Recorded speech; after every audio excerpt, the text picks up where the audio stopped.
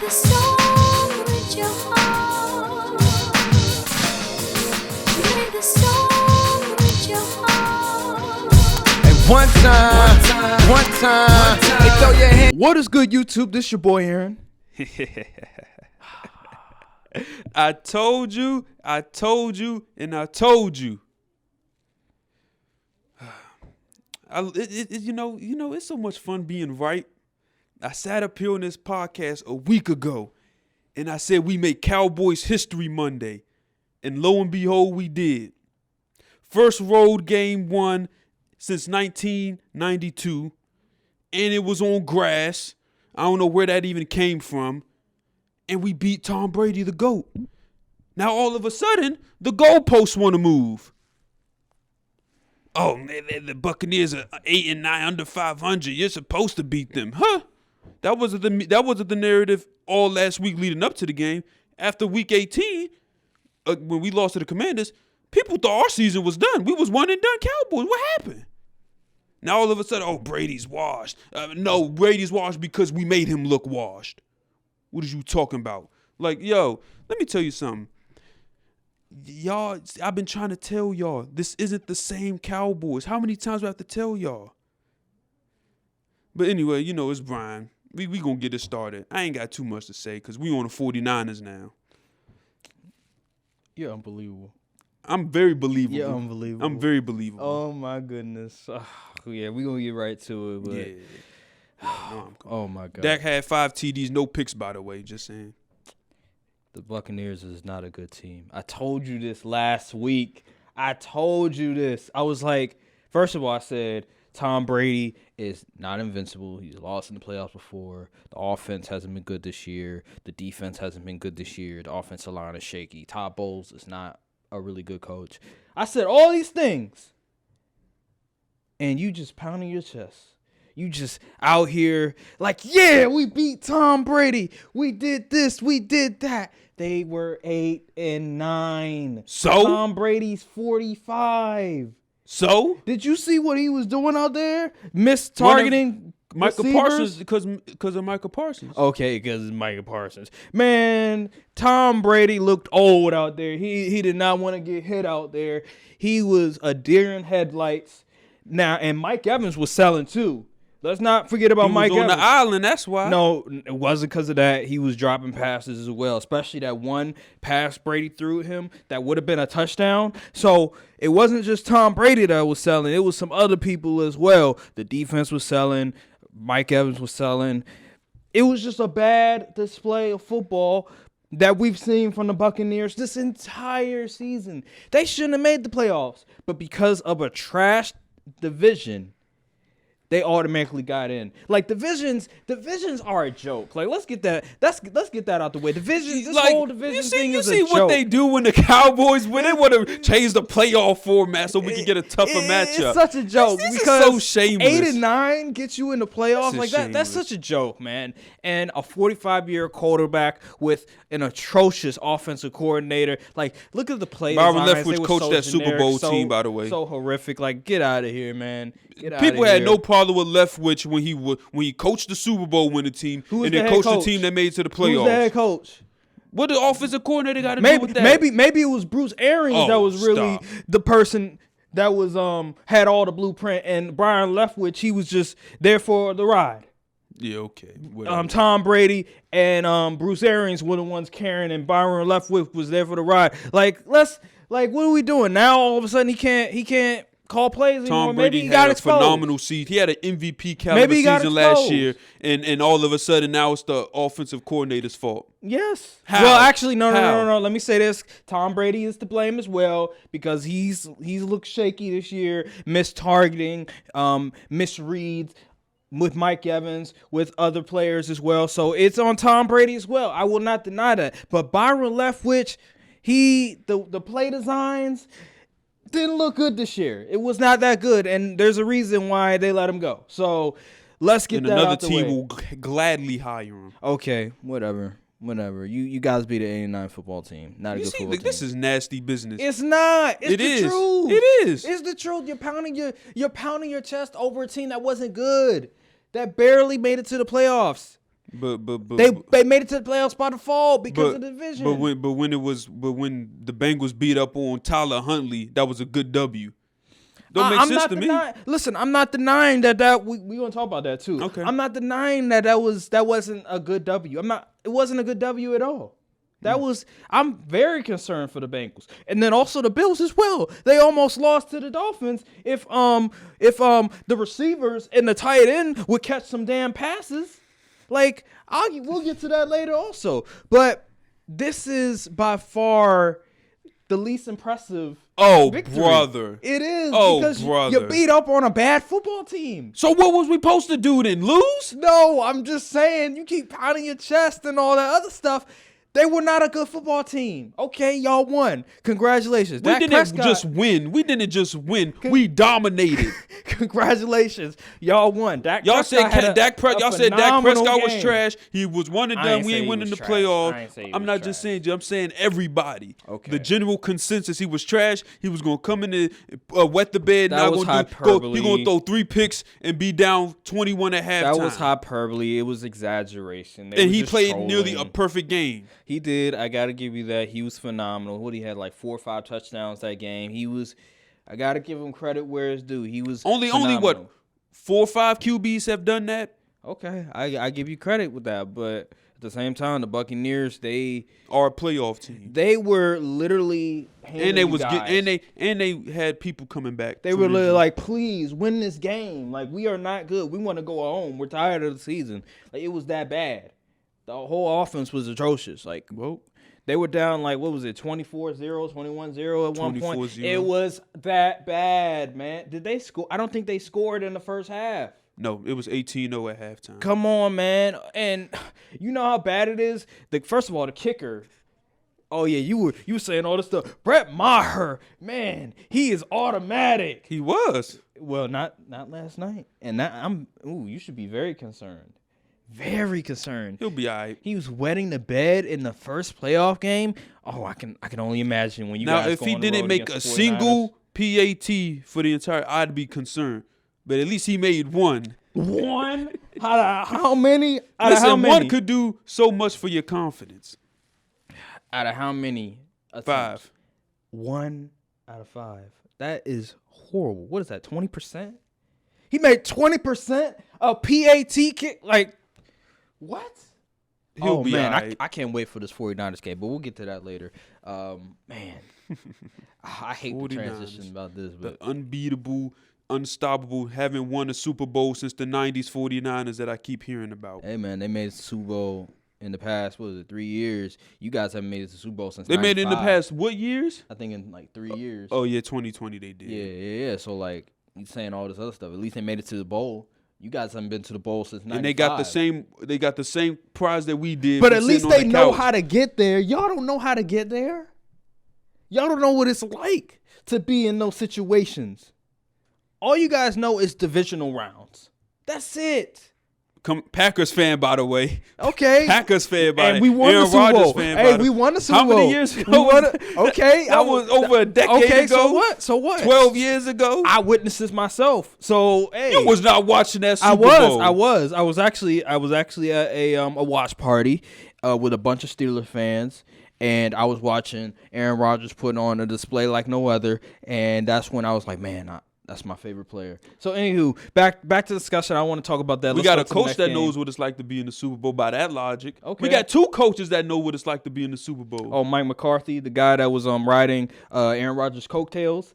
That Mike McCarthy? At least he won something, unlike Shanahan over there. Okay, but at least he's been there in the past 3 years. That's all I'm saying. He went to a title game also in the past 3 years. Matter of fact, 2 times in a row. And I'm lost. just saying. Okay, all right, I understand that. Rams had a better team. Sean McVay's a hell of a coach, so you got to give him credit there. Had Jimmy Garoppolo as a quarterback. Think about this. And they got Brock Purdy. Think about this. He has a third-string quarterback, Mr. Irrelevant, and he's winning games like this. They're that dominant. You could win 5 games in that San Francisco offense. offense. Oh my gosh, no, bro, no. You're not giving Kyle Shanahan any credit. I did. That's what I'm saying. I'm saying the system is so good. You could win 5 games in that offense. That's a testament to Kyle Shanahan. Yes, that's what I'm saying. Coach. That is a testament. But when it matters.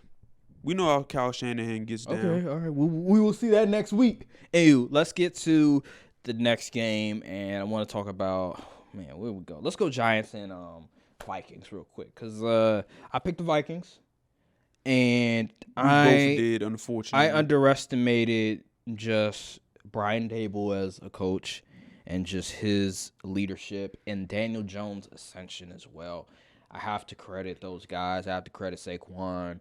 They came Man, through. Saquon was out there running different. I was like, oh, Lord. They came through when it mattered most. They just have that sort of, I don't know what it is, but they're hungry, they're motivated, they're ready. And the Vikings, on the other hand, Same old. You was right, Kirk Cousins. You should have stuck to your guns, man. You can't depend on Kirk Cousins when it counts. Even though he ain't really play a bad game, but like you said, Kirk will do just enough to lose you the game. I said this back in Washington, and people were like, "Oh, you're just hating. Oh, did you see he threw for 5,000 yards and 26 touchdowns?" But they're like one of the worst teams in the red zone, and when it matters most, he doesn't show up. When you need 10 yards, he gets you 5. When you need 5 yards, he gets you 3. And when you need 8 yards, he gets you 3. Like, come on now. And it was evident that game. 4th and 8. He went to T.J. Hawkinson. I think it was a sticks play. I think they said it was Something sticks like play. that. And he went to T.J. Hawkinson, and he only got like 3 yards from it. This is classic Kirk Cousins, but nobody wanted to listen to Some me. people speculate there's some people think he didn't know what down it was. But then Kirk came out and said he was trying to, he wanted someone to make a play. That was dumb. It's classic Kirk Cousins. Classic Kirk Cousins. You're not going to win big with him. I was fooled. I looked at he beat the Saints on the road that one year in a hostile environment, and I was like, okay, they have the receivers. Kevin O'Connell, he's a really good offensive mind. The Giants, they don't have no receivers. They're on the road. I like Brian Dable, but Daniel Jones never been in this position before. Daniel Jones played. He was the second best QB this week. Oh my God. Let's talk about Daniel Jones and just his ascension, just his performance. See, here's the thing. Here's what coaching can do for you. Because before Daniel Jones was like, people wanted to get rid of him. But now when you get a competent coach in position, he puts your players in positions to succeed. And you see Daniel Jones with all the runs outside. I think he was like the second leading rush. He had like 70-some yards on the ground or something like that, like the first half. And yeah, like he was dudes was wide open. Like the scheme, who was the offensive coordinator? The offensive coordinator. Mike Kafka, I think that's it. Yeah. He was scheming his behind off because the Vikings, it was like every play it was dudes open. Every play felt like it went for 10+ yards. So you got to salute to the Giants, man. They building something. Yeah. It's very scary. I know. They get some weapons. Oh man. Yeah. Like just like what they're doing with that roster. You look at that roster, it's like this should be a top 10 pick roster. But then you look and they playing out their freaking mind. So salute. Xavier McKinney, I never thought he was gonna be this good. I knew he was gonna be good. I didn't think he was gonna be this good. In 2020 I actually wanted to draft him or CD. But then we drafted CD, so yeah. I'm sleeping well. Yeah, you are, but man, what they doing is just incredible. But yeah. Oh wait, I don't think we got on the podcast. I don't think we did the podcast when the official All-Pro list came out. No, we didn't. We'll talk about. We'll talk about that later. I forgot to add that to the list, but we'll talk about that later. But anyway, just gotta salute the Giants. They're playing the Eagles. The luck stops Saturday though. Unfortunately, run stops next week. Okay. Now, if you win a playoff game, it's not an insanity run. Okay. All right. You right about that. All right. Let's go to the next game. And let's go to the Bengals and all of the games Ravens. this week have been pretty entertaining. Except the 49ers game. No, it was entertaining up until the first half. They had us in the first half. That Cowboys game wasn't entertaining once we started scoring. It was for me, but not for everybody else. Mm-hmm. So, yeah. So, we on the 49ers game, you said? No. We on the Ravens and Bengals game. I actually had to leave in the middle of that because I thought it was going to be a blowout. So, I was like, oh, yeah, let me leave. I had to go drop my car off to get an oil change. Oil change is too expensive these days. I went to so I have a Jeep. I went to Jeep whatever, and man, that shit was like 100 plus. Man, I got my oil change and tire rotated. It was 140. Cause they do the oil change, but then they also do something else. I think they Change the filter. Yeah, something, and then like rotate the tires. Yep. I think it was so. It's required. So, yeah. But anyway, back to the conversation ahead. Yeah. I did see I did come back like in the fourth quarter. Yeah. And then I was in the bathroom. I missed the play where Huntley fumbled at the goal line and they ran it. Got it. Yeah, that is the most fake. That is some Madden stuff right there. That was crazy. Yeah, so here's the thing, cuz the Bengals they pretty much had control of the game, but the Ravens were just staying in it. Tyler Huntley, he was making plays. Running game was making some plays. And I was just like, whoa, okay, Bengals, like, are you going to get this game out of hand already? Like, you going to enforce your will? Division games, man. You can never expect a blowout. Yeah, and I was just like, wow, this is not looking good for the agenda for Lamar Jackson. If they would have won that game, oh, man, I like Lamar. But it would have been looking real bad for you, brother. I think that I mean, if he, what you mean by that? In terms of like, I would say leverage. Oh, okay. Yeah. Even though, regardless, Lamar's going to get his money. But I'm talking about in terms of leverage. If Baltimore would have won that game against a really good Cincinnati Bengals team, Greg Roman would have been looking like a genius. John Harbaugh would have been looking like a genius. It would have been a whole lot of people looking like geniuses out there. But they didn't win it, unfortunately. And part of that is because of the fumble and the mistakes by the Ravens. I don't know why you even run a QB sneak. That was a super long yard they needed. Give the ball to J.K. Dobbins. And he said that after the game. Yeah. He was like, he was right too. Should he have said it? That's debatable. But he was right. But yeah, it was interesting just to see just how the Ravens were able to stay competitive in the game. I knew the Bengals were going to win. It was no doubt about it. But them games was very close this week. Joe Burrow, he was okay. He didn't turn the ball over. It was just all right. It was pedestrian. Yeah, it was all right. I was a little underwhelmed by the Bengals' performance. Indubitably. Yeah, because I thought that the defense was and they lost. They lost one of their tackles too. Well, I ain't gonna lie, he sucks. He gave up 12 sacks. Imagine who's behind him that's got to play. Hey, man, it's gonna be a lot of quick throws. That's why we'll get to that later. Bootlegs, man, they gotta do something because they're gonna roll out. They're gonna roll out right every play. Yeah, the exact position they were last year, really. But Jonah Williams, he gave up 12 sacks this year. He's just off. I think he was a first-round pick, too, out of Alabama. So it's crazy, you know. Who would have thought that Tyler Smith would be the best tackle in the draft? Brother. Who cares? Nobody cares. Stop it. Wait, Tyler Linderbaum. What about him? I said tackle. Oh, tackle. My bad. Yeah, you just say tackle. Okay. Well, yeah, not much said. Let's go to the next game, and let's go to...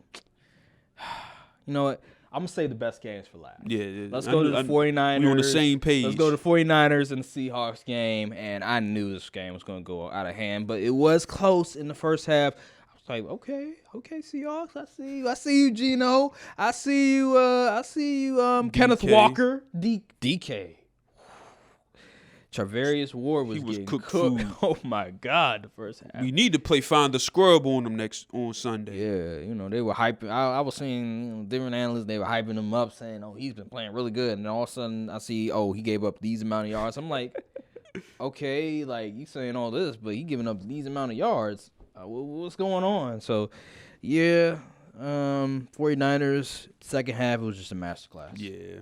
Like, I was looking at NFL Live and just not NFL Live, but I think it was Get Up and Dan Orlovsky and Ryan Clark were breaking down I think it's 21 personnel, whatever the sort of package that they do. And the way that they do it is incredible because they'll have Debo, they'll have Christian McCaffrey, they'll have George Kittle, and they'll have Kyle Juszczyk.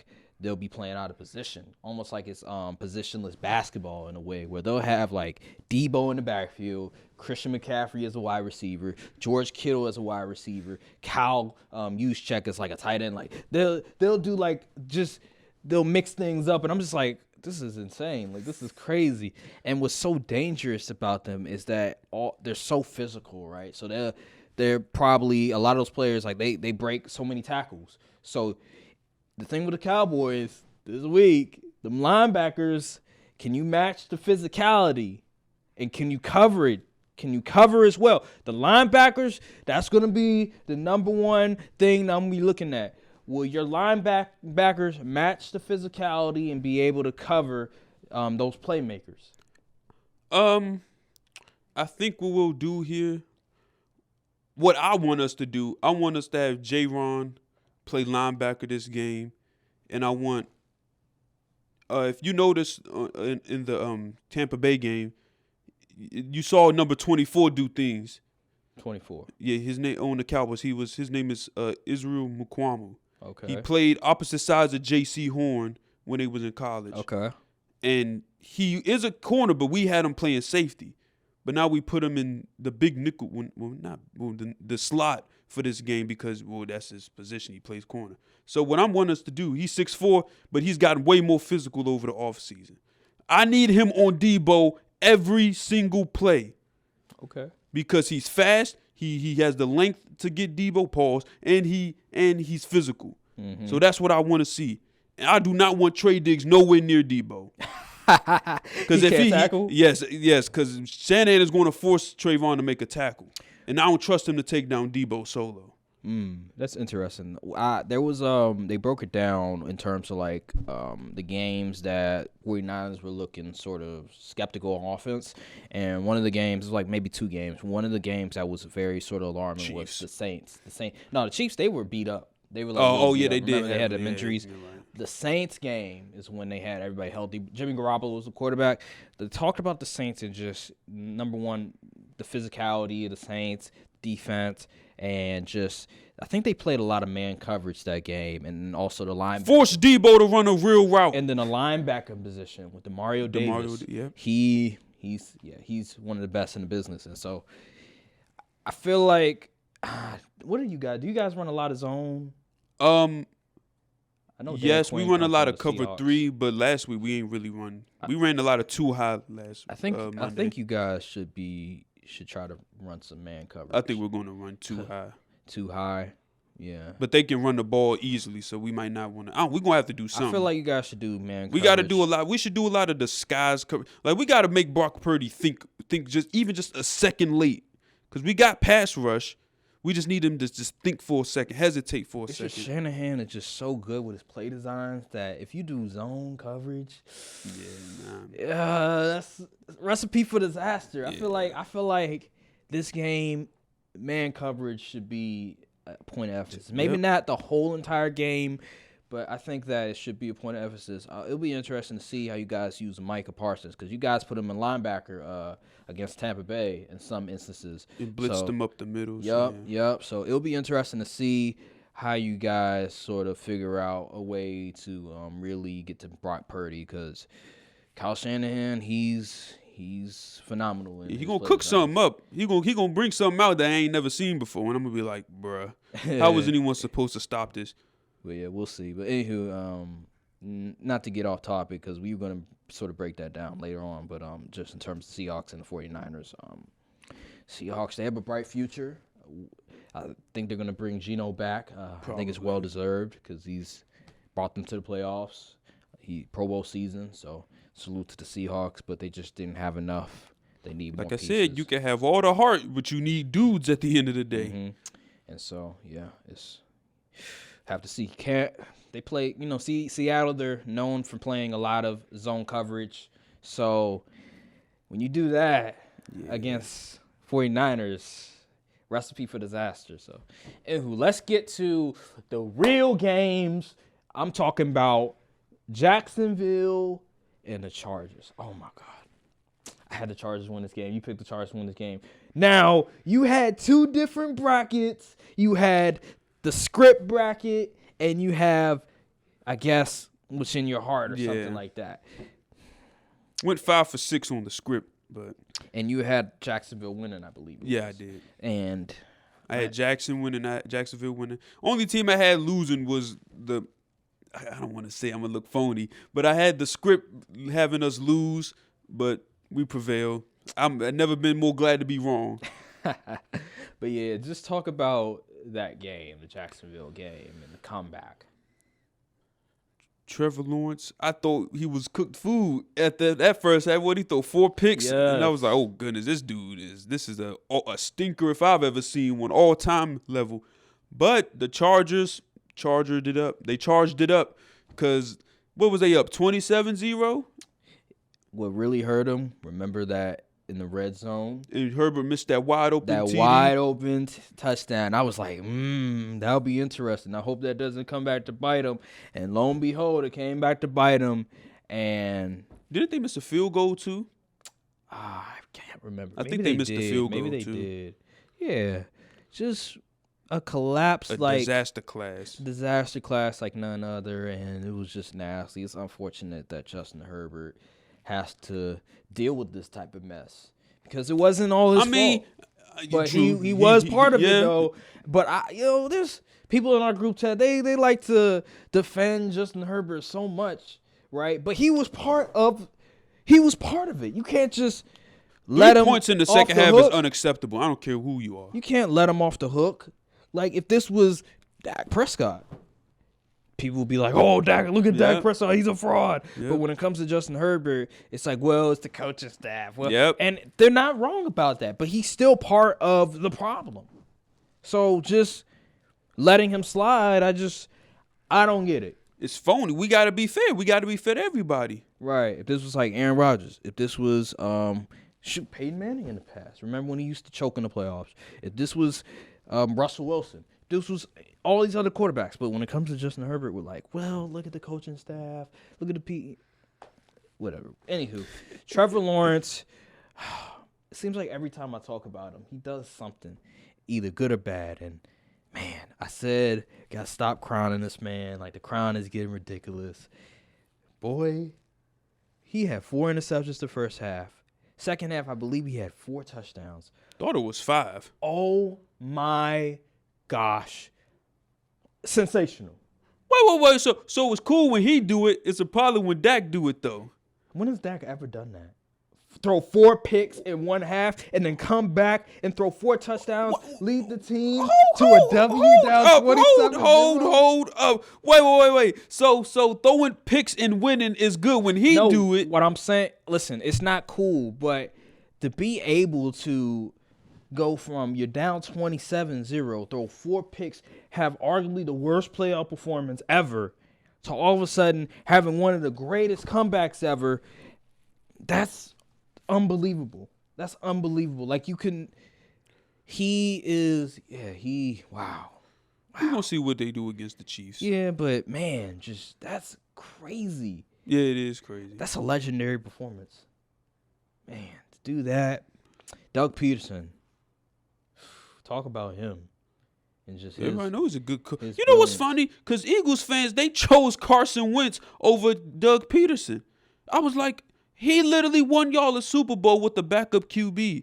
And y'all want to ship the QB that was stinking it up off? It was crazy. It's interesting because, his last year, I don't think they made the playoffs.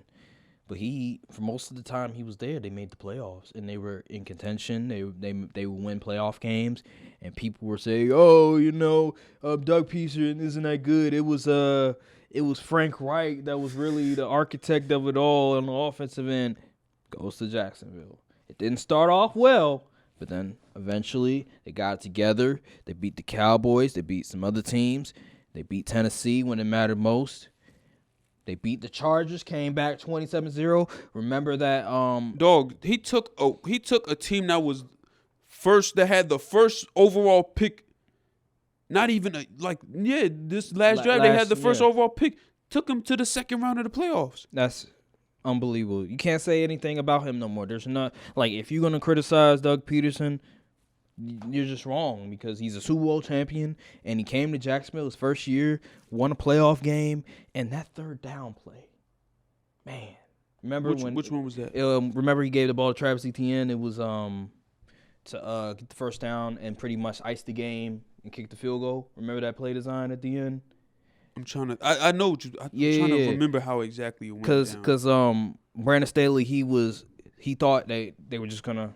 Oh down, yeah. Get down to the middle, but then he decided. Listen, I think it was Asante Samuel. He was like, he's not about to be able to tackle Travis Etienne off the edge. So he did that, and it was just like, wow, that was just an amazing coaching decision, great play call, and just Doug Peterson, his mastery. Well, Brandon Staley's disaster class. Oh my God, let's talk about Brandon Staley because he stinks. The fact that he still has a job is just it's atrocious. At least they got rid of the offensive coordinator. But they did, but he giving up 27 points, fourth quarter. Like I think they only had 3 points. I think in the second half. Yep. That's just bad. And then even before the game started, Mike Williams situation. Like the fact that you put Mike Williams in harm's way the last week of the season, he wasn't able to play. Imagine if he was able to play. Maybe Joey they would have Bosa won. said he was hurt too. Maybe they would have won if Mike Williams was in the game. But because you did that, you put him in harm's way and he wasn't able to play, you guys got into this predicament, and now you're out of the playoffs. You fired your offensive coordinator. I'm just, if this was any other coach, if this was a black head coach, I'm going to do it. I'm going to bring the race card up. If this was a black head coach, the organization would probably fire him. Remember Mike Tomlin? Remember the whole conversation with Mike Tomlin? Yep. I think it was either the year they went 8-8 and then they make the playoffs. Oh, it was the year they went 10-6 and lost the Ravens in the first round. People were like, I want Mike Tomlin gone. I want him fired. And it's just like he's never had a losing season, and he's won the Super Bowl, and they've won playoff games before. What are you talking about? But Brandon Staley, we're going to have him still be the head coach. That's because the Chargers org is a bunch of fools. Like, what are they doing? Like, Sean Payton is right there. He wants to coach for y'all. Maybe and you stick with this guy? Maybe they're waiting until his contract is up so they have to give up a first-round pick. They can't draft anyway. They suck at drafting. Well, actually, no, they drafted pretty well. Darren James, they got him in like the middle first round. Asante Samuel, they drafted decent line. Joey Bosa. Yeah, they draft pretty decent.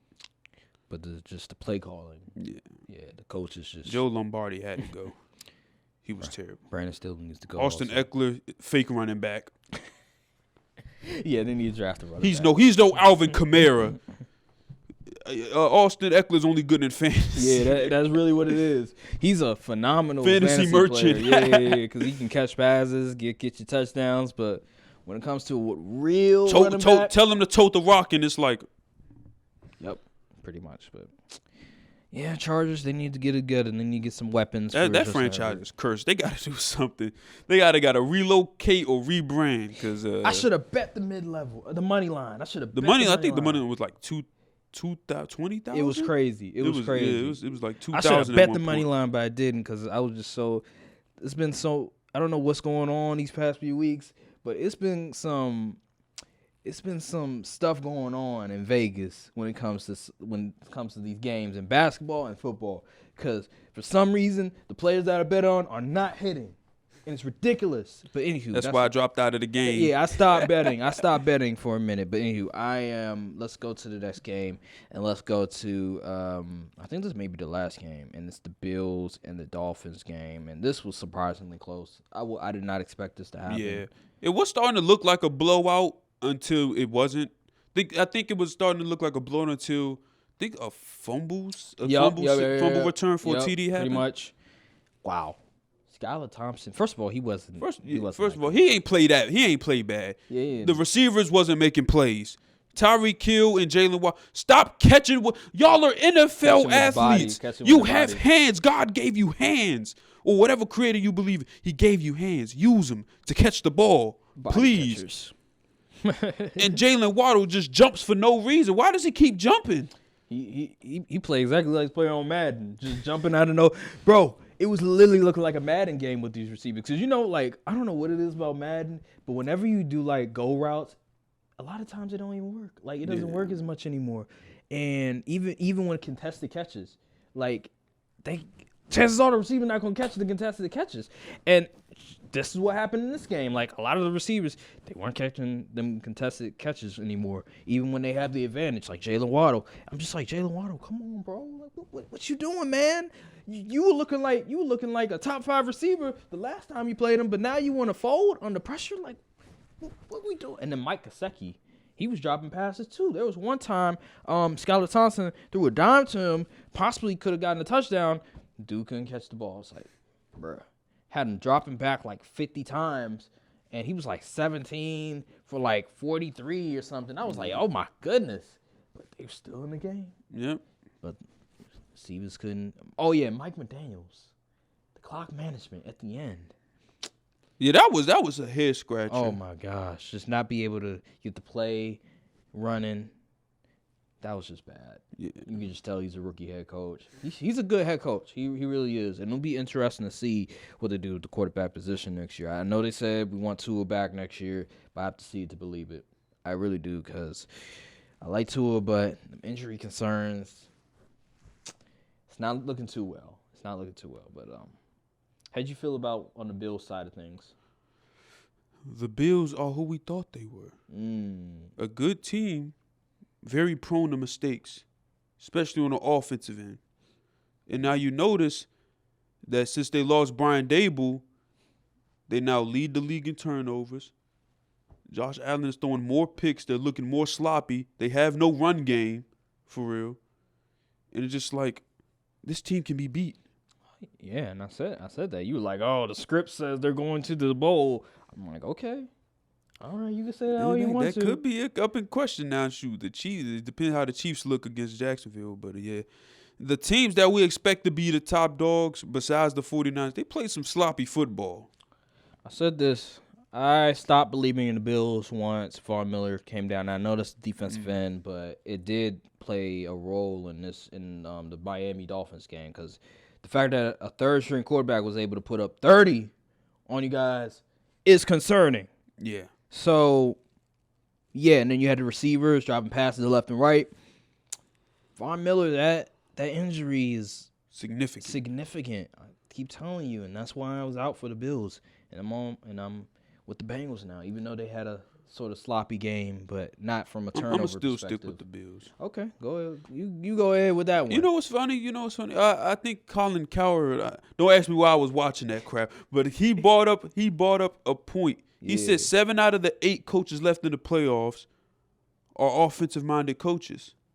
The only one being Sean McDermott for the Bills. Okay. And I was like, I've been saying this for a minute though. I said, if I want a head coach, I want an offensive-minded head coach. Yeah. Because see, here's the thing: when the Bills had Brian Dable still on the roster, the offense was great, all this that. But once that offensive coordinator leaves, because they're going to get jobs because people want hot offensive new offensive minds, the offensive philosophy does not stay the same. At least if you have an offensive coordinator, an offensive-minded head coach, that philosophy will stay the same. That's why Kyle Shanahan has a crazy coaching tree, because no matter what offensive coordinator steps in, the offensive philosophy is still the same. So these coaches, these teams need to smarten up and stop hiring the freaking Sean McDermott's, the freaking Brandon Staley's, and those defensive guys. Like, no, those are strictly defensive coordinators. Robert Saleh. Yeah, like, even though I like Robert Saleh, but offense. It's offensive league. The Ron Rivera's of the world. Oh Lord, don't even get me started on Ron Rivera. That situation.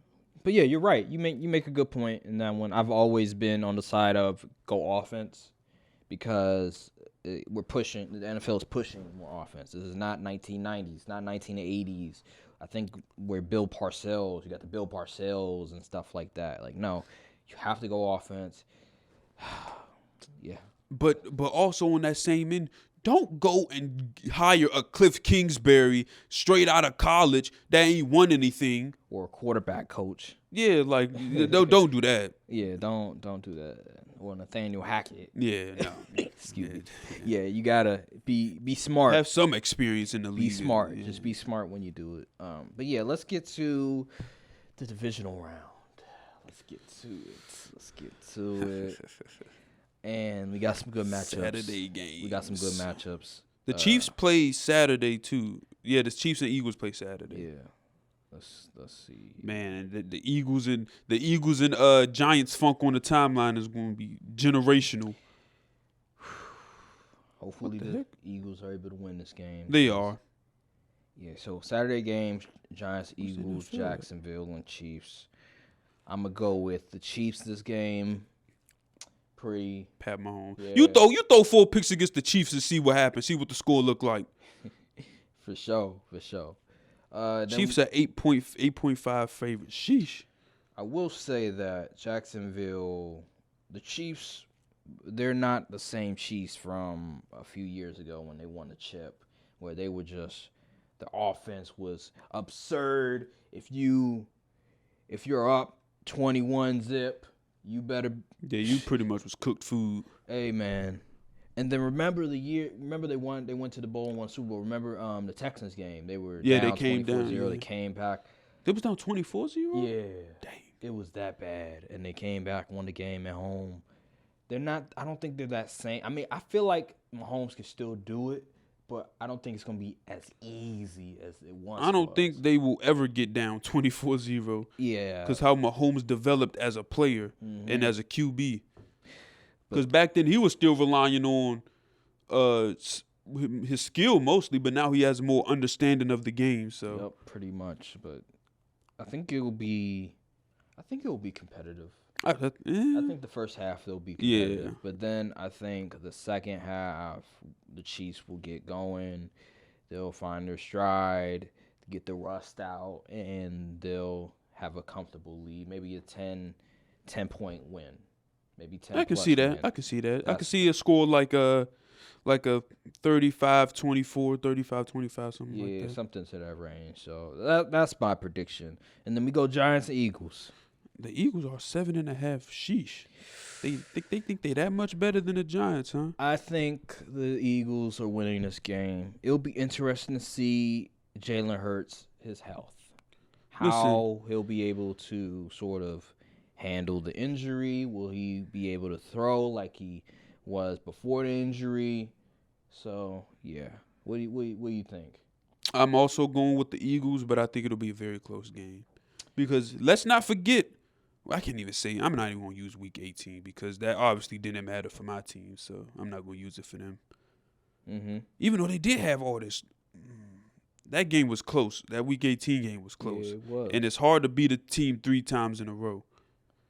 Yeah, but I think this game will be close, but the Eagles will pull out at the end. I think it'll be a 7-point victory for the Eagles. I don't think the Eagles cover. I don't think they cover. Yeah, I don't think they cover either. I think Brian Dable, that team has so much pride. And they got confidence coming into the game. Much heart. They have nothing and to they lose. used to playing in the cold, so they have nothing to lose because they did what they were supposed to do. Win a playoff game. That's an accomplishment. Yep. Shoot, just making the playoffs was an accomplishment. So they have nothing to lose. They only have the Eagles are the ones that have a lot to lose because they're expected to go to the Super Bowl. They 14-3 record, first number 1 seed. So I'm gonna go with the Eagles. I say 27-20. I'm gonna do 27-24. I mean that's a good one too. I think it's either gonna be 7 or it's gonna be a 3. Win by a field goal or win by a touchdown. That's how I'm looking at it. So let's go to the Sunday games, and this is where it really gets crazy. Bengals and Bills. This is the game I'm really, really looking for. It's agenda purpose.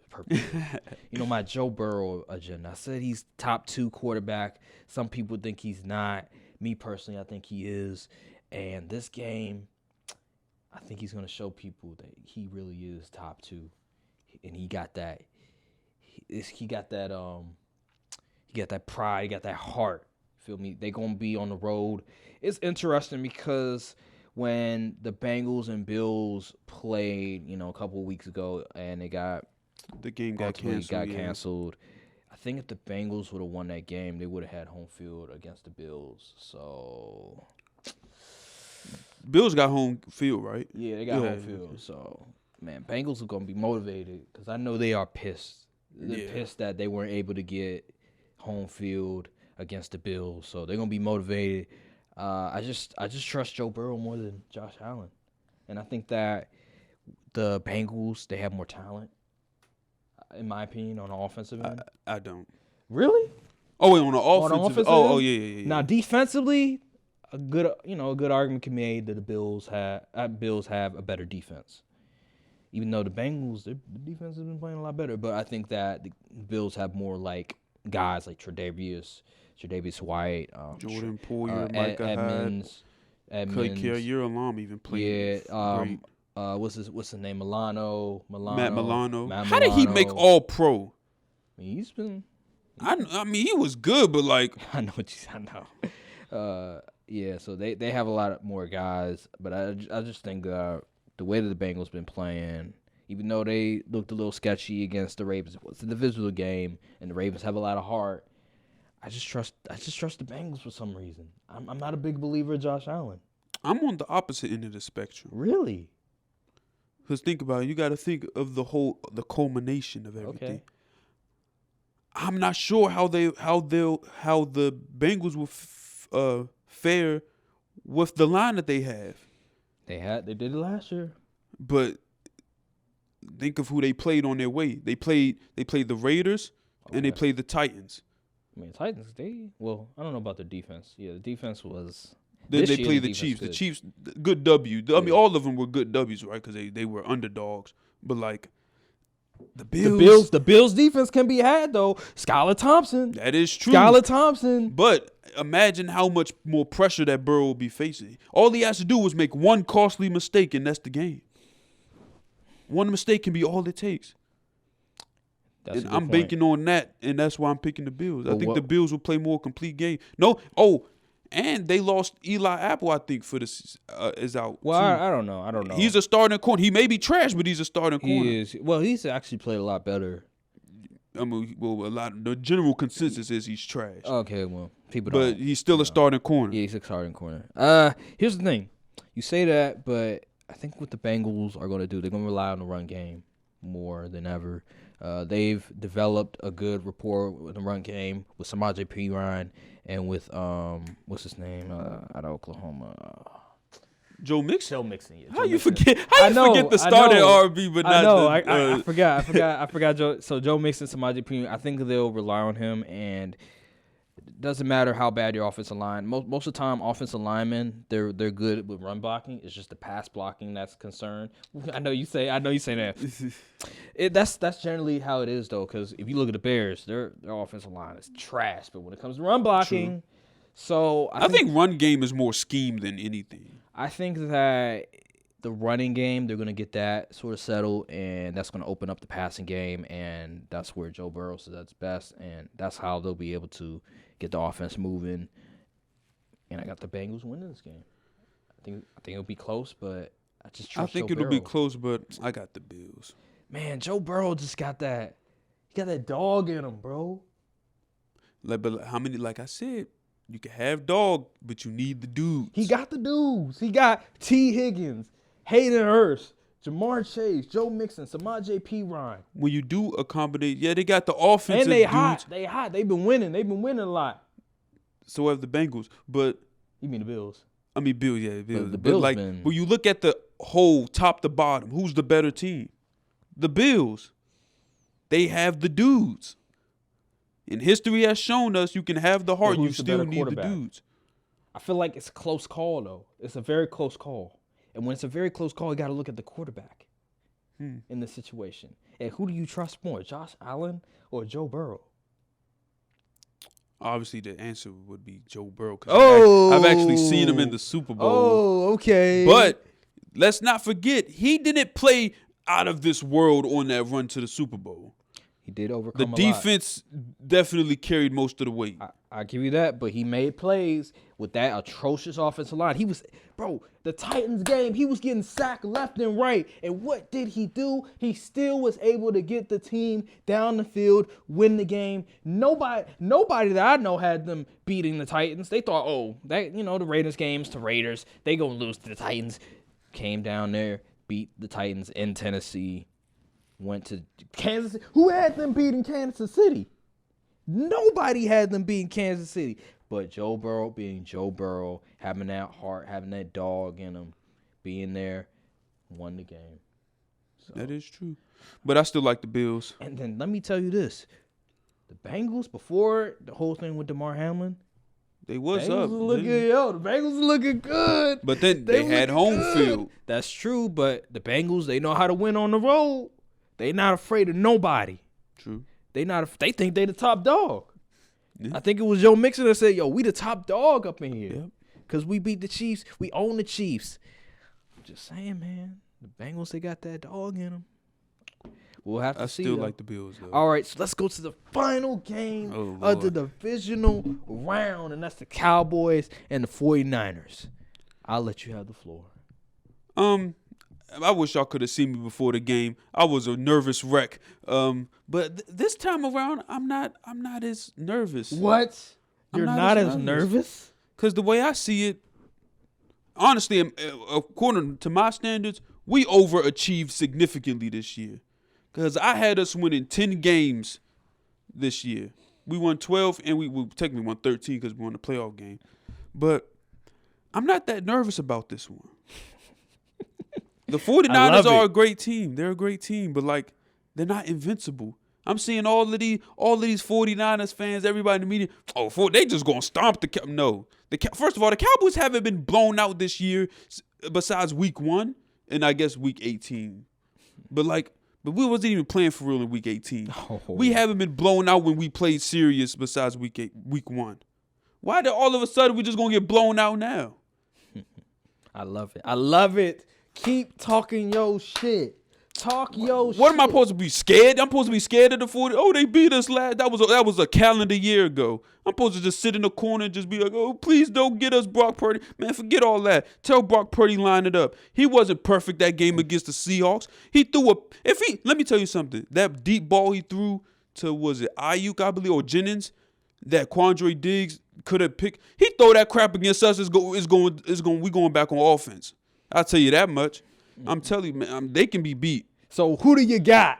I'm riding with my dog. I ain't wear this jersey for no reason. Come on, man. Look at the camera and say it again. I'm riding with my dogs. Give me the Cowboys 31-28. Oh. So you think Brock Purdy not gonna get it done? You think the Cowboys? He ain't play a defense like us yet. Oh, you think the San Francisco 49ers defense is not gonna show up? They all gonna show up. You said 31-28. That means they not showing up. It's gonna be a shootout. Oh, it's gonna be that means they not gonna show up. The defense can show up and still be a shootout. No. Sometimes offense better than defense. It be like that. No, bro. So you think Fred Warner is just gonna lay down, not do nothing? You think Cowboys just gonna? You think CD just gonna be cooking them dudes out there? Travarius Ward and all them boys. You think it's gonna be? It's gonna be easy money. It's a possibility. It's a possibility. The Chiefs did it, even though the 49ers was injured. Okay. Jared Stidham threw for 365 on him, or 325, I think. Okay. Why can't we do it? Okay. Like I said, the 49ers are not invincible. Mm. They can be had. I like it. I like the energy.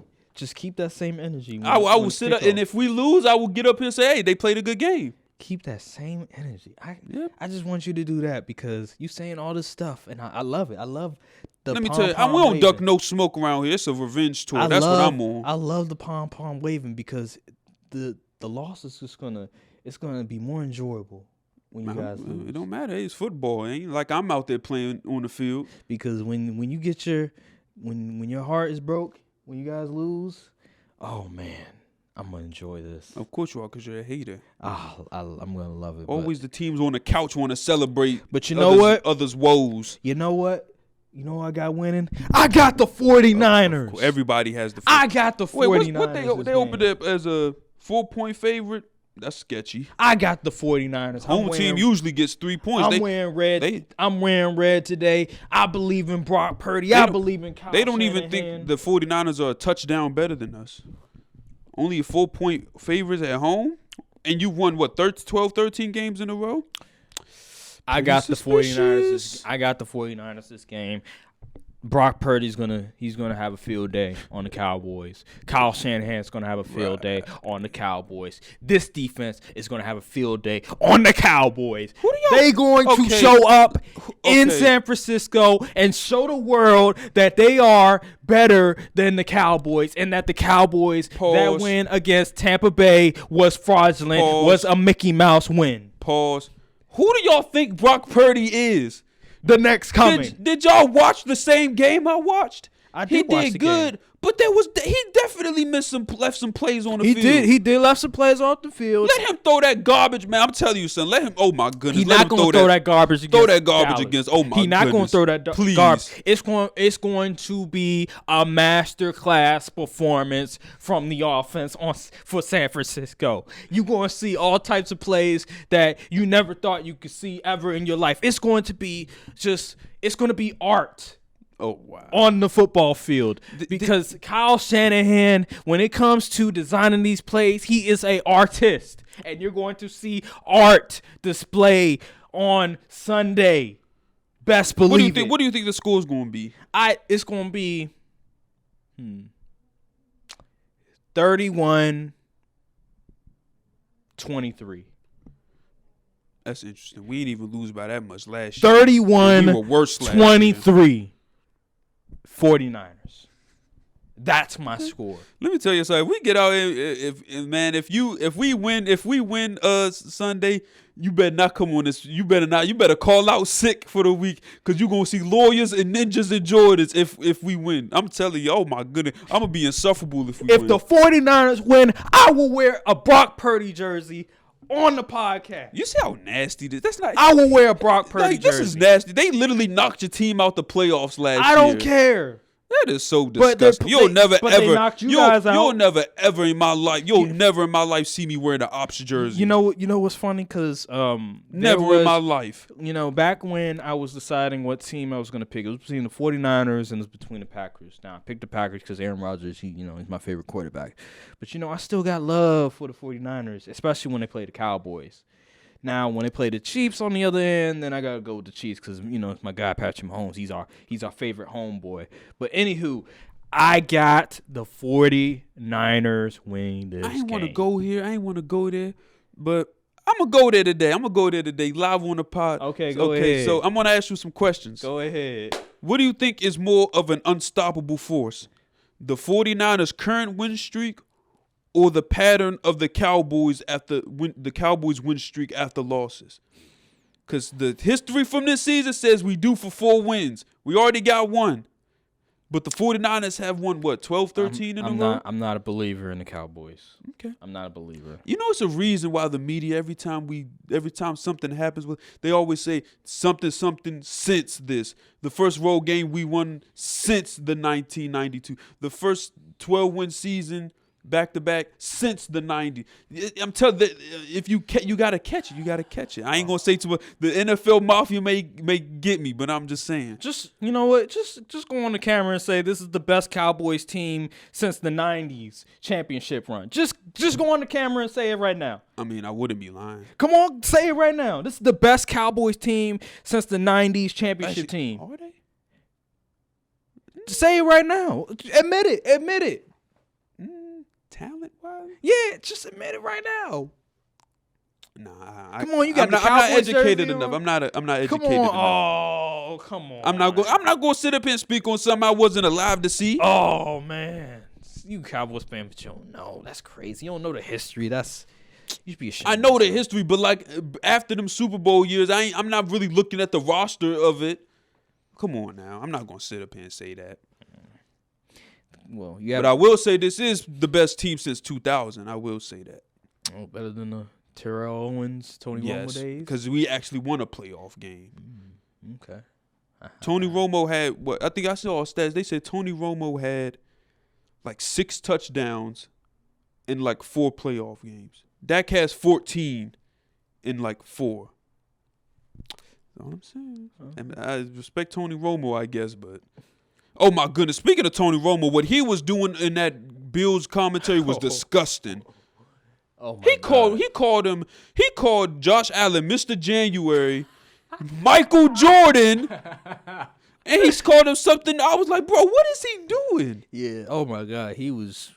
Like, dude, what are we doing out here? That was disgusting, nasty business. But Oh yeah, man. yeah. Oh man. But yeah, that's our predictions. That's the vision, man. NFL is really coming to an end.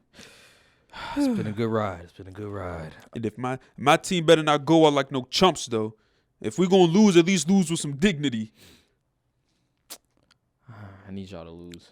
I know you need us to lose. Need y'all to lose by a lot. Anywho, let's go to. I know y'all do. Y'all want to see us fail. Let's go to the next topic. And so Tom Brady, the Buccaneers lost. And he's not retiring. Question. What will he do next? Where will he go? He's going to go to another. He's probably going to go back to the AFC. Where should he go? He wants to go to a team that probably has an established weapons and established O-line. So let me ask you the question: what is a better situation for Tom Brady? AFC East return? The Raiders with a known coach, Josh McDaniels. You have Davante Adams. You have Darren Waller. You have Hunter Renfrow. A decent offensive line. They might get Josh Jacobs back. Or go to the AFC East. Go to the Miami Dolphins with Mike McDaniels. That is not the team I was thinking of. With Mike. Oh, you want to go to the Jets? Yeah. And go to the AFC East with a very good offensive-minded head coach with Mike McDaniels, West Coast system.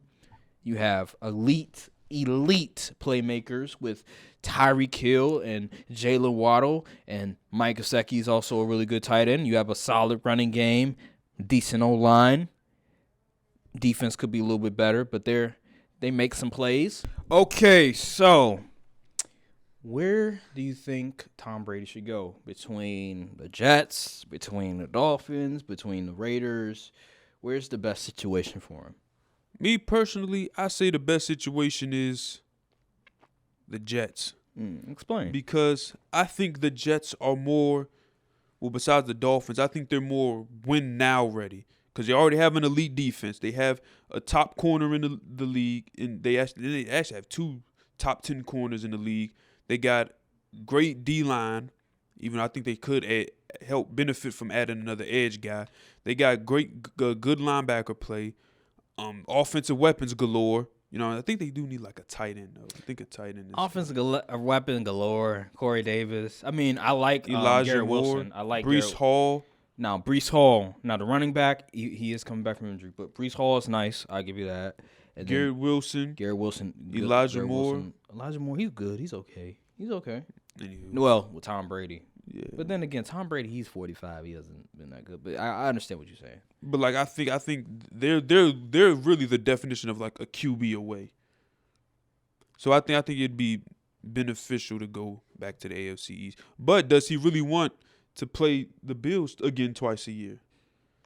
I mean, when he was in the AFC East, but then again, but if he goes to the AFC West, he's gonna have to pay Pat Mahomes twice a year. So pick your poison. Yeah, I think he's going to go to a team that's going to, for one last hoorah, to really try to get a ring. So he's probably going to go to the most stat. He might go to the 49ers if they don't win a ring this year. I think that. But then again, if Brock Purdy delivers, can you really be like no? And he got Trey Lance too. Yeah, they make trade Lance. I don't know. I feel like they might do a QB competition in training camp. They could do that. But I don't think that's a good idea. Because say if Brock Purdy does get beat by the GOAT in a QB competition, you really kind of stunting his development when you really put it like that? You said the GOAT? Tom Brady, yeah. Oh no, I'm talking about they'll just do a QB competition with Purdy and Trey Lance. Okay. To determine who's the starter. Okay, I see. And then maybe trade him out of there or something. Okay, I see. That's what I'm saying. But yeah, I just feel like with Tom Brady, I don't think he's gonna go to 49ers because Kyle Shanahan already said no to them once. Yeah, I think actually it might have been twice. So you want him at 45 after what he looked like the last year at Tampa? Yeah. I don't think it's gonna work. And I think Shanahan likes more. I mean, Jimmy G's not mobile, but I think the perfect storm for Tom Brady is Miami. Number one, just logistically when it comes to, his family lives in Tampa. He's still in Florida area, so he's still able to see his kids often. And then also you have the weapons galore. You have an offensive-minded guy that from the Shanahan tree that understands sort of offense, so you don't have to worry when it comes to the Jets about, okay, who's the offensive coordinator? Because the Jets, there's rumors, Nathaniel Hackett, yeah. They better get Leftwich, I'm telling you. So do you really want to go to the Jets? The defense is phenomenal, but you want to have an offense that you can feel comfortable in. And when I look at the Miami Dolphins and just what Tua was able to do, listen, Tua doesn't have the best arm in the world. They got the same arm. Yeah, Tom Brady probably still has a better arm than Tua. Sheesh. And so Tom Brady, he's not going to have to do a whole lot when it comes to the offensive end like he has done in Tampa, where a lot of receivers, they can't really separate that well. Like Mike Evans, he's a go route guy. But do you think that the way that Miami handled the Tua situation could kind of deter him? In terms of concussion? Or just like injury period, because Tom Brady, he's 45. You can't afford to be like he's hurt, but send him back out there anyway. You got a good point, but and does he really want to have to deal with a second-year coach? You make a good point, but the way that they looked this past year with all that was going around them and still being able to make the playoffs and be competitive against the Bills with a third-string quarterback, I think it's very enticing. I think it's a situation. Remember, Tom Brady went to the Buccaneers. When was the last time they won? Bruce Arians, yeah, he was at the Cardinals. He won with the Steelers, but he didn't really do much in the league. Before Tom Brady went there, they weren't proven. They had the pieces. They won a Super Bowl the next year. True. The same thing could be applied with the Dolphins as well. It's really just Buffalo, and as we see with Buffalo, they can be had. They're not this invincible team. And Josh Allen, he's Brett Favre-like in the way that he be throwing interceptions. I think that the Dolphins, from a logistics standpoint, from a talent and a coaching standpoint, looks very enticing. Tom Brady should go to the Dolphins, but I understand why he would go to the Raiders because of the Josh McDaniels relationship, and the you weapons. could just plug them in. Yeah. You just really plug them in. It's a familiar system. But I think that the way that the Dolphins look from a winning perspective and just a scheme perspective, I think that's probably the easiest route for him to go to. That's right. Bro, Tom Brady in the Dolphins uni would look so nasty. I think, but it sounds like the most sense though, because you go from Tampa, and then you go to Miami. Yeah, that's it's literally close. a few hours away. It seems like the type of organization where it could be his swan song. True. The Raiders though, it sounds like. That would be fun. That would be fun though, seeing Tom Brady go against Mahomes and all that. But yeah, let's go to let's transition to the NBA. I was gonna talk about Brandon Staley, but we already talked about him. Let's go to NBA, and let's look at the current standings, because last week it was one way. Now the standings have changed, and. Yeah, let me look at the standings real quick, because it changes overnight. Let's see here. NBA.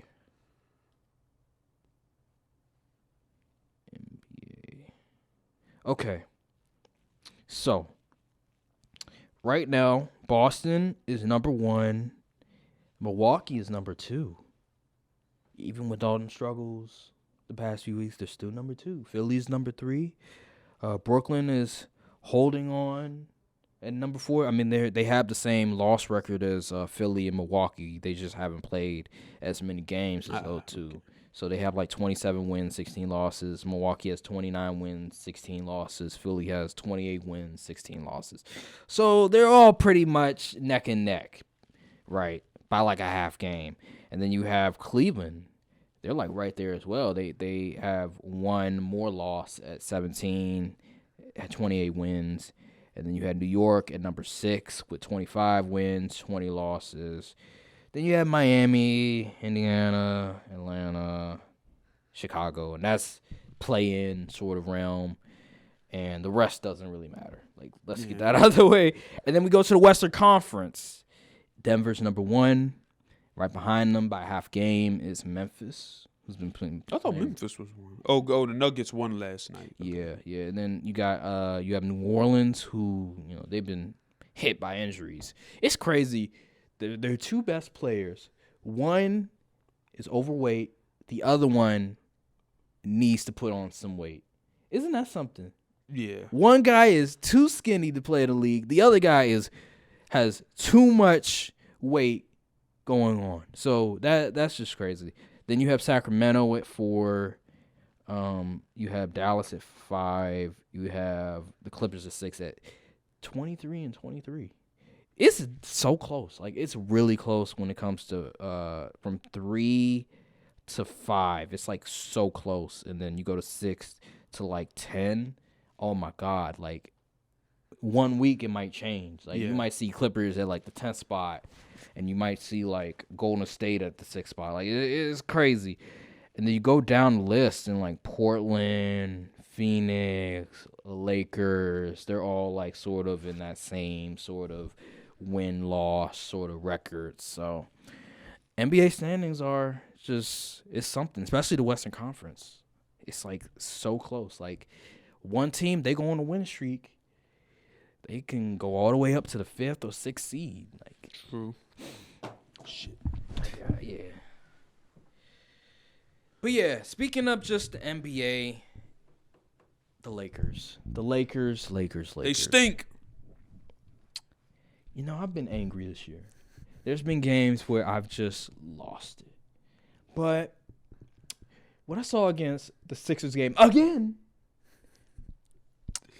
Russ thought he was him. He said it's Russell Westbrook time. I thought I seen what game was it where they just, it wasn't a Philly game. It was like another game recently before the Philly game where I just was like, bro, this is the worst loss of the season. Was it the I don't know what game it was. Oh, Mavericks game. Oh yeah. I was like, this is the worst loss of the season. And then to turn around and then to outdo that game. Worst loss of the season. I'm done with Russell Westbrook. I've been done with Russell Westbrook, but now I am completely done. I don't care what he does after this. He could drop 50, and I will still want him off the team. I'm disgusted. I'm disgusted with Russell Westbrook. I'm disgusted with Darvin Ham. The fact that Darvin Ham would utter those words out of his mouth, when the ball is in Russell Westbrook's hands, you know what? I feel comfortable. Yeah, I take that 7 days of the week and twice on Sundays. I feel comfortable. I don't know what else to say. I feel comfortable with that. Just the blasphemy. How dare you go on camera and say that out your mouth? With Russell Westbrook, the dude lost the ball, got the ball back. Call a time out. Yeah, I was like, don't they have 2 timeouts? What are they doing?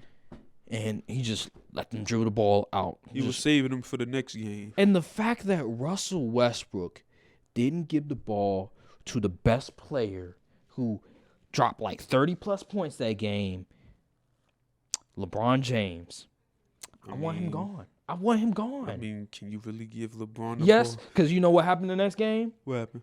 He closed the deal. 10 points in the fourth quarter, I believe it was. Closed the deal. Albeit the Rockets, he still was able to close the deal, get the job done. That's the recipe to success. Give the ball to LeBron. Why is Westbrook in the game in crunch time? Every single time. He does the same idiotic stuff. Darvin Ham. Am I supposed to applaud him? I said this earlier in the year. I said the year just started. But earlier in the season, I was applauding Darvin Ham because, he got these guys competing. That's the minimum. The players are supposed to compete. What the hell? Okay, because I saw what Frank Vogel did. The guys quit on him. Well, we had a better record around this point than what we have now. So, okay, they compete, but we can't close out games.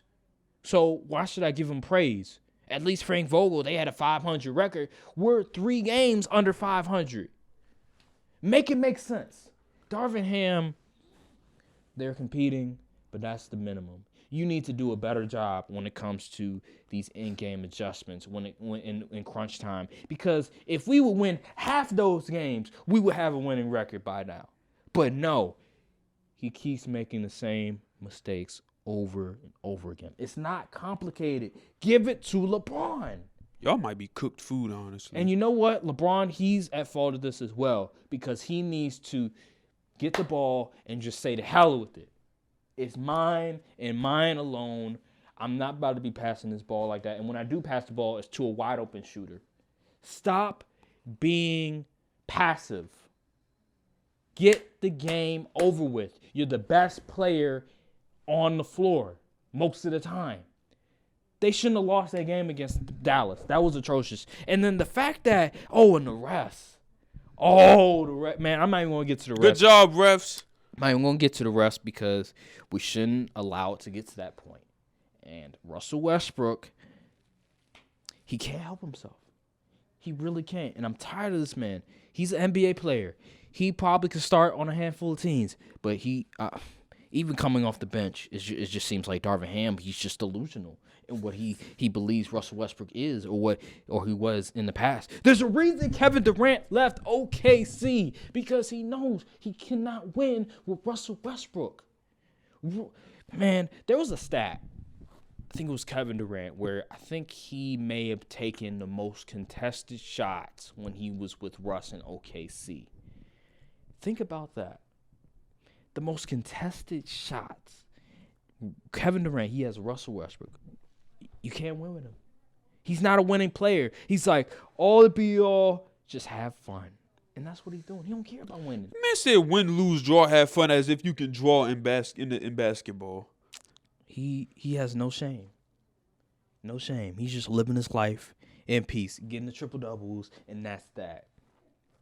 Disgusting stuff. I have a new, you know what's funny? What I was confused with Darvin Ham did? I think it was against the 76ers, the game 76. He subbed Max Christie out, and I was like, wasn't he hooping? Yeah. Like, he was playing good defense, and he was making shots. I was like, why sub him out for so long in favor of Russ and Dennis Schroeder lineup? Like, that never made sense to me. I'm not mad. Dennis Schroeder, he can hit some shots. I'm not mad at Dennis Schroeder. It's just the Russell Westbrook aspect because Russell Westbrook is a detriment to the team when it comes to late game situations. That's where I'm like just scratching my head because he doesn't want Russell Westbrook to lose confidence, but at the same time you're hurting the team overall. Like what do you care about? Russell Westbrook, appeasing Russell Westbrook, or appeasing your best player, LeBron James? Because LeBron James looked frustrated. I think he even said that he was thinking about taking the game off. But because of just how horrific that Sixer game was, he was like, I got to win. I got to get that taste out of my mouth, that loss out of my mouth. I don't blame him. The organization, they should be ashamed of themselves. The fact that they haven't made a move yet. The fact that They're not going to. The fact that LeBron is playing at this level. The fact that before Anthony Davis went down with an injury, he was playing the best basketball since he came to the Lakers. The fact that they haven't made a move to just get this team to maybe close to contention status, because the Western Conference is a cupcake right now. It's really cupcake. And the fact they haven't made a move, shame on them. Just shameful. Jeannie Buss.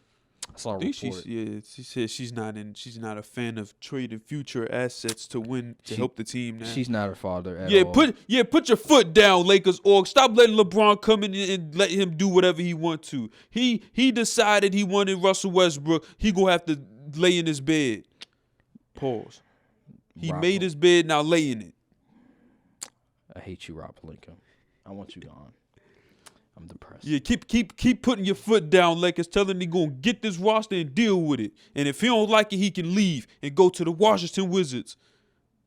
You're shame. You have no shame. You have no shame. But anywho, let's go to something else happened yesterday. My podcast came out featuring John Wall. Yeah, speaking of the Wizards, he talked about the whole falling out with the Wizards, him getting traded to Wizards and how it transpired, how he got the news and the whole thing with Bradley Beal, that dynamic. Speak on just your reaction to his information about Once what again, happened. the Wizards they can't do anything right. Like, first of all, Brad, people, I know you can debate his involvement, but at the end of the day, they definitely asked him for the green light.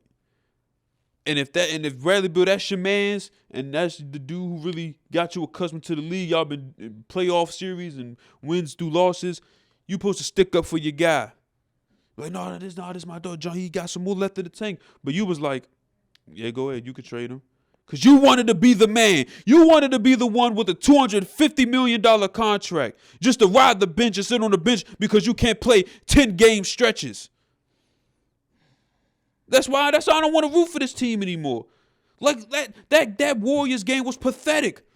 90% of the crowd was Warriors fans. We in D.C.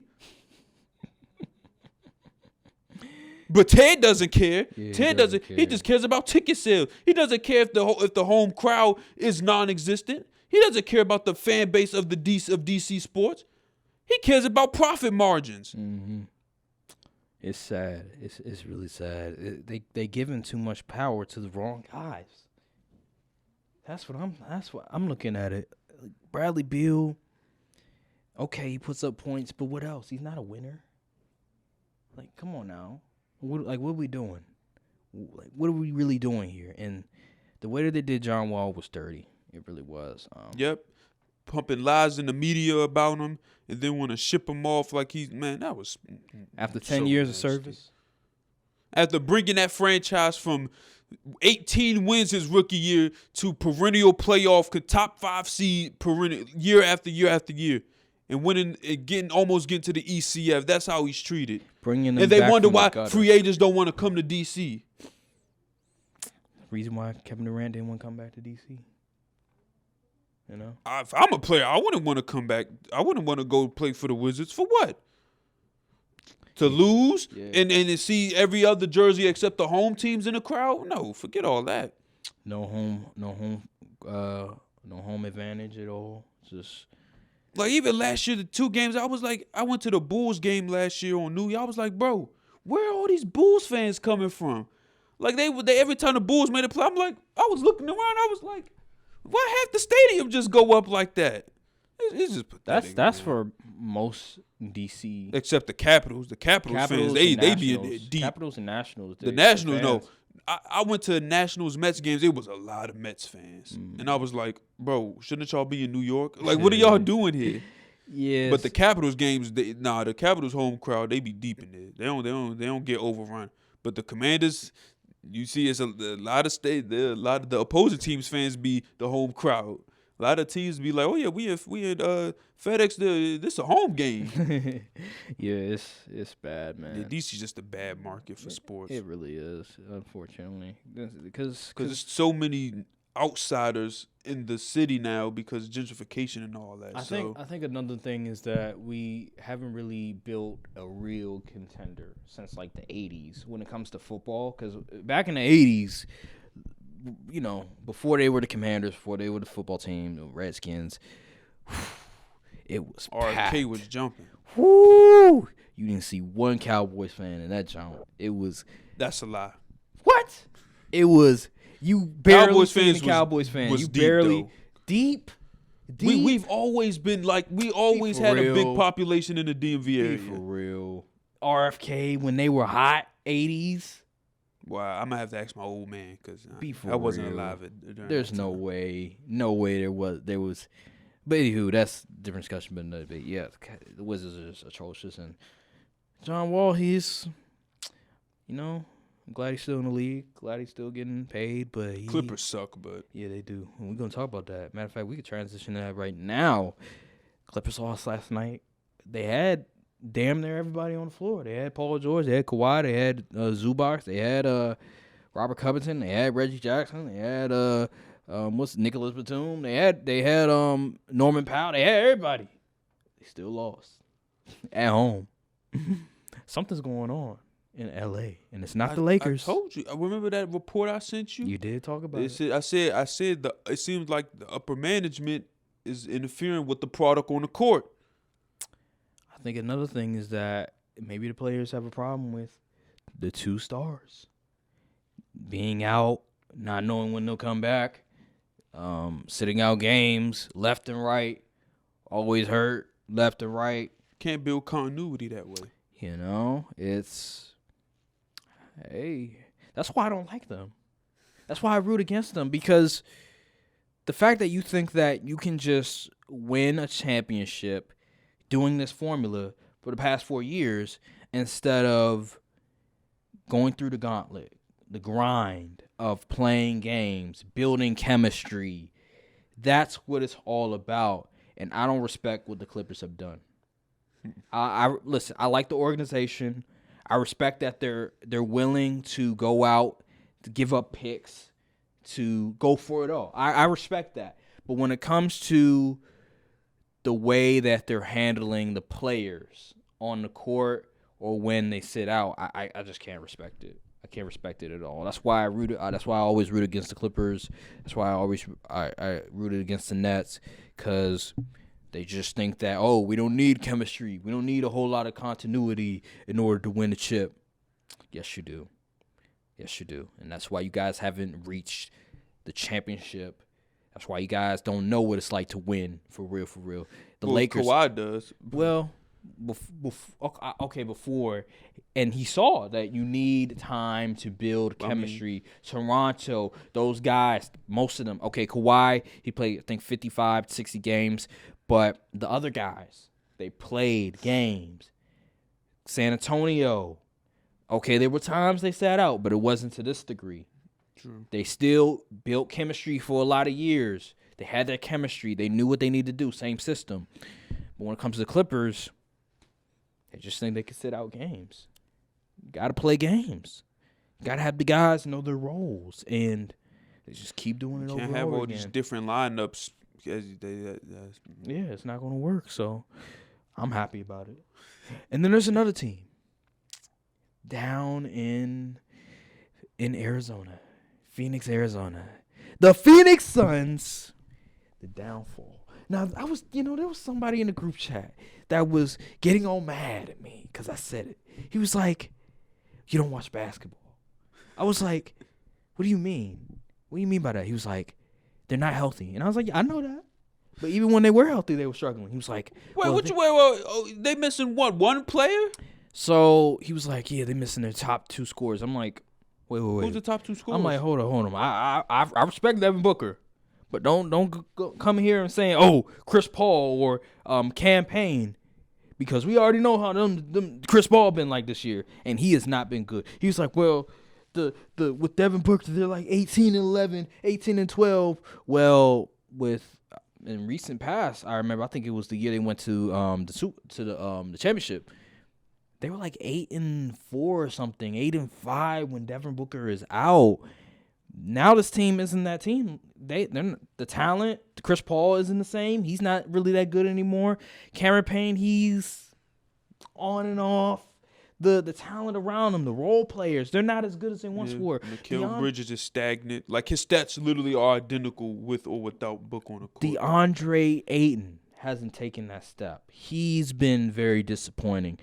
It seems like the dynamic with DeAndre Ayton and the head coach, it's not there anymore. So there's a lot of different things that makes you look at the Suns and you're like, yo, I don't think they're a championship level team anymore.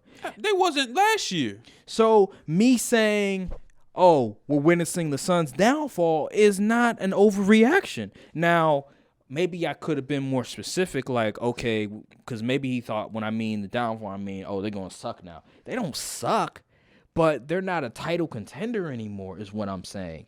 And you could tell he was hurt because when I brought up, like, the games, remember? Is he even a Suns fan? No, so we're talking about this guy in the group chat, but he is a Devin Booker fan. Oh, yeah, he ain't no Michael savior. Porter. So, like, he's not a fan of teams. He's a fan of players. And so whoever the players on the team. Why are you talking hoops with people like that? I'm not talking basketball with someone that only roots for players. Anywho, the Suns They're just not the same animal. Even with Devin Booker.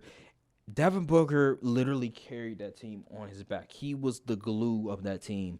And without them, look what they are. They're not the same animal. They're not the same team. Chris Paul can't do what he once did the first year, right? Because Chris Paul, remember, there was a moment there. I said 8-5. Devin Booker was out for a number of games, and Chris Paul was able to get this team to still compete. He can't do that no more. He's like 38 years old. He's an old man, 6 feet tall. What? So bringing up the Devin Booker record is irrelevant because I said he was putting the team on his back because the team's not that good. So, yeah, it's just hilarious. It's just hilarious when he try to argue. But, yeah, is there anything else that we need to discuss before we Yes, get out I have here? one last Go thing ahead, to man. discuss. Go ahead. I'm fearful for what the NBA will be within the next decade or two. Because I seen a post from Baller's Life where these 8-year-olds, third graders, over here doing the too small gesture. They getting sturdy in the huddle. And when in the huddle and the coach isn't correcting it, and I'm like, I'm declaring right now, do not be surprised within the next 10 or 20 years that the overseas product will be better than the NBA. Because when you think about, look where the league is headed, the top 3 guys, Overseas. Jokic, Luka, Embiid. Giannis, and you got Embiid too. Only people that's really holding it down for the USA is, KD, obviously. Bron, Tatum. Josh starting to come on the rise. But, other than that, Yeah. the MVPs is about to be the I don't even know, most valuable overseas player at this rate because, and you look at the guys coming into the league. Victor Wembanyama. Yeah, out of France. Exactly. When you look at the guys coming into the league, like the Jalen Greens they can hoop, but that's all they can do. But they're not generational. Yeah, like Jalen Green, he can hoop, he can get a bucket, but is that winning basketball? You're not seeing no Kobe's anymore. You're not seeing no Jordan. Well, that's really rare. But you're not seeing guys like that where it's gonna change a generation. So I get what you're saying. You're absolutely right. And you look at, even if you look at the game, the younger guys, you're not really seeing. I'm gonna sound like an old head here, but I don't care. You don't really see a lot of post work. We got all these bigs that, he's 7 foot, he's 6'10", he could dribble though, but he has no post game. He can't box out. He can't rebound. Mm-hmm. He can't make a pass out of the post. He can't make a play. You can do all of this stuff, but you can't do the fundamental stuff. When you look at the bigs, right, and the 2 best bigs are, I'm talking about from the center position, because if you want to add Anthony Davis, he's very skilled as well. But center position, you look at Embiid and you look at Jokic. Those are the 2 guys, and then Sabonis as well. I think he's also, and so those guys are fundamentally sound. They have everything in their repertoire. They can pass. They can. At times they can play defense, they can post and they up, hit the glass, and they can shoot. So they could do it all. Yeah. But when it comes to a lot of these guys, they only have the flash part. They don't really get in the post like that. They're not that great of a rebounder. Yeah, there's not a lot of Anthony Davises. Yeah. And the only other big, like Karl Anthony Towns, he's a bit soft. He's more of a finesse guy. So you're absolutely right. It is very concerning. And as you see, when the Team USA plays these other countries now, the game's starting to get a little closer because they play a brand of basketball that's going to continue to win. You're right. A lot of these players are being coddled. They're not being coached the right way. Yeah, like these guys putting up 18 points of college, but they don't got a left hand. Taylor Ward Tucker. You can't go left. RJ Barrett. We're not teaching the fundamentals anymore. And another thing is that now all the talent that's coming up is getting drafted. They play AAU ball. You're not really getting the guys from the from the hood or from less less fortunate communities and things like that. Yeah. Everything is now AAU ball. You got to play travel ball just so you could get even noticed or that get costs ranked. money. That costs money, so it's gonna be and not very going hard. to the public schools like that no more. Every Sierra Canyon, all them, and Mater Dei, and all those schools. So I'm saying, like, that's why overseas, a lot of people say, oh, it's a lot of overseas. Yeah, because American, like, they're not teaching them the right stuff. A lot of these, you see all these trainers and all the, like, lethal shooter shooting on rims with nails and stuff. Like, that's not practical. Like they're going to lethal shooter to help with their shooting. Like, really? Like, I bro, get- like come on, these man. teams should be having shooting coaches that's qualified for this stuff. Like Kobe back in the day, like he would literally go to the 76ers facility and work out with them. Like I don't think there's a whole lot of that going on anymore. It's just about AAU and that nature. Like, where are those stories? Like how many ball players now are doing that? Like I don't think it's a whole lot of them. And it's very concerning. I do say that the skill level has gone up. Yeah, the most skilled, but the product is getting worse.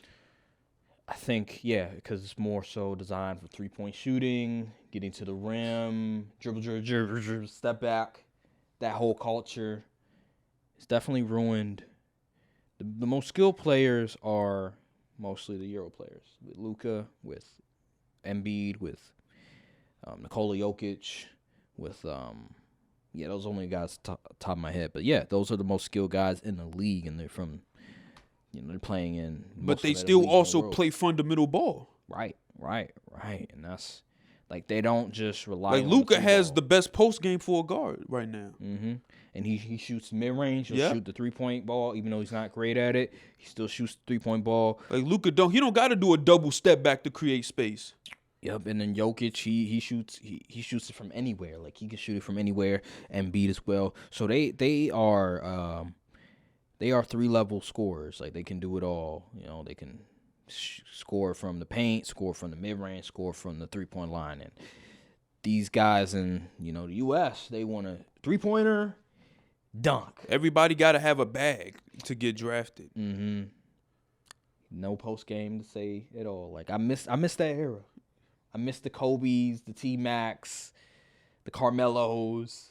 It's not a whole lot of those anymore. Even the LeBrons, but LeBron's still playing. Well, he's a unicorn. Yeah. Even still, he had a post game. So I will say that Paolo. Yeah, Paolo is one of those guys where I'm like, okay, he's bringing back Yeah. the fundamentals, but he's a rarity. Yeah, There's not a whole lot of that. There's more like just there's more the Zions, the Jaws, right? Those are the guys but shoot, even Ja plays more traditional b-ball basketball than a lot of the guys because his game primarily comes from the restricted area. Yeah, the Scott, The paint, the Scoot Hendersons, the Zions, the Jaws, like those are the guy. I will say Jason Tatum. Jason Tatum developed. got it, yeah. Like I remember when he came, he was. I was like, oh my god, this guy is. How is he not number one? Yeah, so him. But yeah, you just see a whole lot of those sort of archetypes of the athletic guys that just rely on athleticism. So hopefully that's not the case. Yeah, now we in the era of guys that have all the talent, but they don't really understand the game. And then remember the John Wall in the podcast. Remember we talking about the Rockets with Jalen Green and Kevin Porter Jr. It's like, dude, He said if they did the stuff that they do on any other team, they'd be out the league.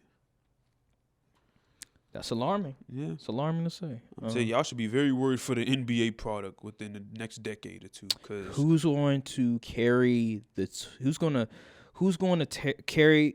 Take the baton from LeBron and carry it from the U.S. Because Euro is looking like could be Luka, could look like could be Giannis, it could but be Jokic. from the U.S. because this It's got to either be Tatum or Ja or Zion. It's not looking good. That's the guys that we're relying on. It's not looking good. I'm sorry. But yeah, anything else? Are we good to go? No, we good to go. I just wanted to get that off.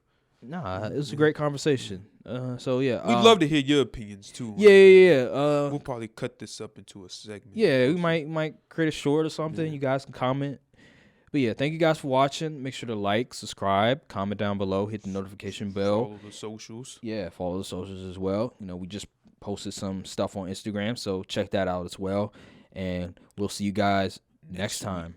Could've cost your boy everything, man. It wasn't cheap. Coming from a nigga just don't sleep. Shit for the week. Got on my Malcolm X frame. Now I count the checks, man. Cause every time I speak, you hear my Malcolm X pain. Now them doors go up on that.